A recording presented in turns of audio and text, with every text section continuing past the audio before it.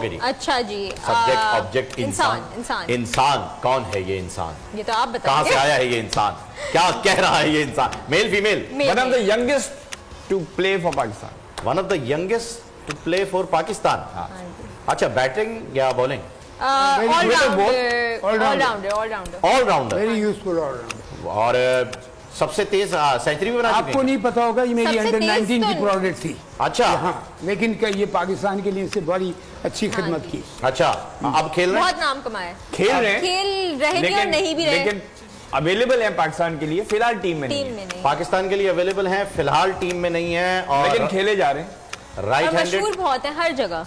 Right handed है जी। छक्के वक्के बड़े जबरदस्त मार लेते हैं। मार चुके हैं, 15 सेकंड्स लेफ्ट। अच्छा, मार चुके हैं और लंबे छक्के मारे। लंबे छक्के मारे। लेकिन छक्कों के लिए मशहूर नहीं है। छक्कों के लिए यानी शाहिद खान आफरीदी नहीं है। नहीं, वो नहीं। आपको हिंट दे देती हूं, one of the most fittest, सबसे ज्यादा फिट है। अरे अस्सलाम वालेकुम भाभी, अपना ये शोएब भाई, क्या बात है जी, बेहतरीन। ये मैंने सलाम इसलिए किया क्योंकि आज इनका मैच, हमारा मैच इनके सालों की टीम के साथ था। अच्छा, 2 हो गए आपके? जी, 2 हो गए सर।